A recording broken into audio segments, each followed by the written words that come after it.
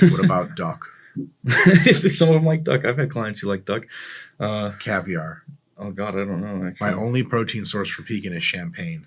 Champagne. I like to celebrate early, baby. I'm already a winner. I don't know. It's proteins and champagne, but... Enough. Carbs. What do you do with carbs throughout the week? Is there do you do the depletion? Do you do the ramp? Do you do the 1 or 2 day carb up? Yeah, so it really depends on the person. Again, I mentioned that if you're insanely conditioned, these things can make you look significantly better. If you're somebody who is doing a warm-up show or somebody who's doing the first ever show and you're not as conditioned as you could be, less is almost more in every circumstance. Mm-hmm. Unless it's maybe play with the water a little bit. People are generally, you wake up every morning in that stage of prep and you're like, ooh, new veins, ooh, new this, new that. So generally, new veins, who dis? New veins, who dis. So keeping their carbohydrates and stuff like that consistent and their water consistent is a good idea. But the general outline for a natural person would really just to be try some form of a quote-unquote depletion. And during that time, if you are just completely shredded to the bone, you could also try a triglyceride, intramuscular triglyceride storage kind of ramp up if you would like.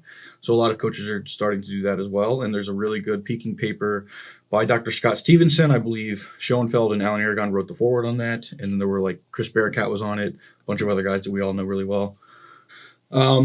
But really, you can ramp up the fats, just basically taking your calories to maintenance if you're already shredded. And that is accompanied with a decrease in carbohydrates to somewhat ramp up and increase the intramuscular carbohydrate storage. So basically, if you can generally store, and this is just off the top of my head, I believe it's 23 grams per kilogram of lean tissue that somebody could store total body glycogen. So 2,300 grams of carbs if somebody's 100 pound or 100 kilogram male. 4 day carb ups with 1,000 grams of carbs a piece, kind of silly unless you're training some of that off really hard. But that does go up slightly if you do a sort of depletion. We see a depletion of carbohydrates to a super compensation increase. You can store slightly more than that. And obviously this is also biologically dependent, so not everybody's the same. Right. 23 is an average, which is why practicing is smart.